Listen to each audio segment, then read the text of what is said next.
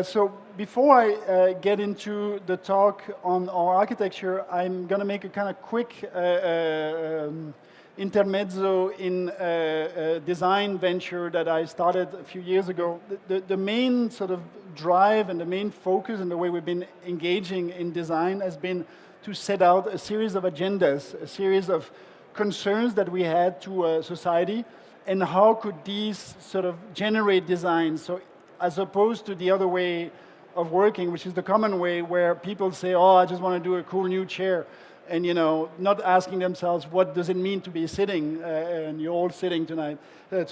So it's one of the things that we've been wanting to avoid, is to just sort of do another piece of something. We're actually looking more at what is the condition of that potential piece of furniture.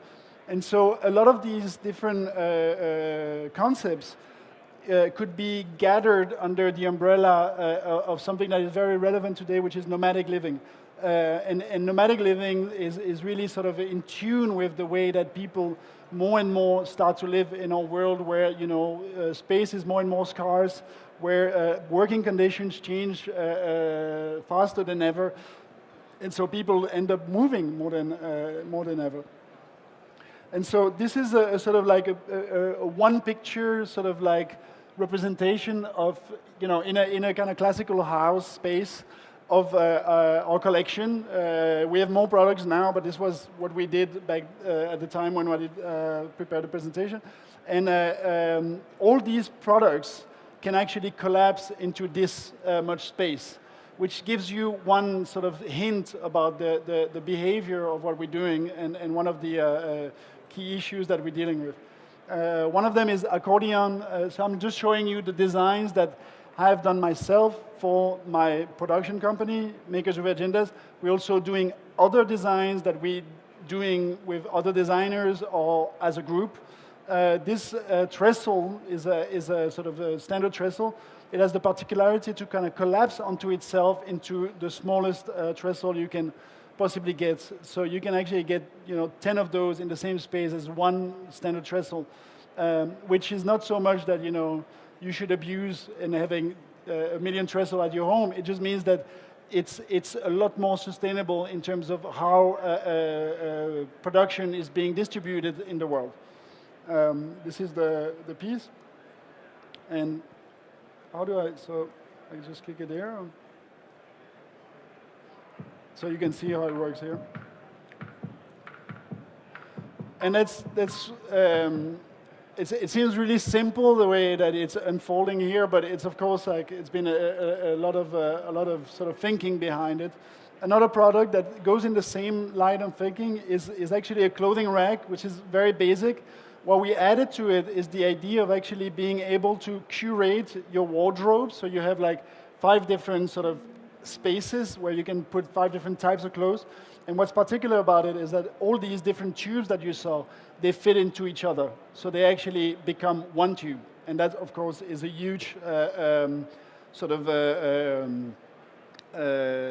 gain in terms of the capacity of the project. And then another project that I've designed for the firm is pool pong. It's actually a dining table, which is a comfortable dining table for 10 people that can unfold into a ping pong table. And that idea is very simple, is that basically we want to bring sort of a social interaction into your home, but also the idea of letting yourselves have exercise within your domestic settings. And that's sort of like a very simple, soft approach to an agenda, which is very important, of course. So if I move on towards the work that we do in architecture at the office, and I will sort of talk about a series of projects that might not seem to be the most sort of typical projects as when you talk to an audience about sustainable issues, but it's actually an approach that we have, which is looking at sustainability in a much wider term, and of course encompassing the idea of social sustainability as well. So there's different topics that I would look into and exemplify with projects. And one of them is, of course, that as we want to be more sustainable, we want to densify our urbanity. But as we do that, we should also densify what is, in a way, unbuilt, what is sort of a public space, and let those things grow together. Because if there's more private spaces, there need to be more spaces to be in the city.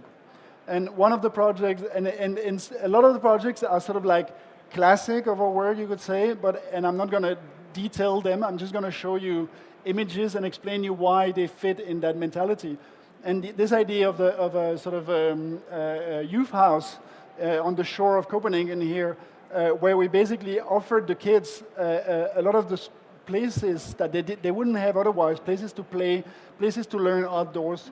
And we did that by basically overtaking the entire site and giving it to the kid as a playground. And that means more space for, of course, what they're really interested in to play and learn, and also more space for the neighborhood and the community to actually go around and use this building, even though they don't actually, take part in it in a real way. In a similar way, we've been engaged, as Nina's been saying, for the past 13 years now in the Copenhagen harbor. We did the harbor bath in 2003 together with Bjarke as plot.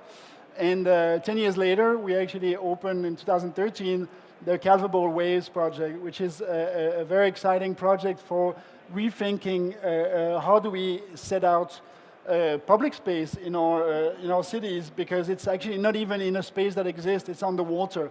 Why is it on the water? It's because we actually looked at where could we build spaces and places that would allow people to enjoy the qualities that we have in the summertime in Denmark, which is a short period, but still very valuable. And we realized that on the shore of the harbor, all the spaces were actually taken by the shadows of the big existing building, the New Credit building and the Marriott Hotel.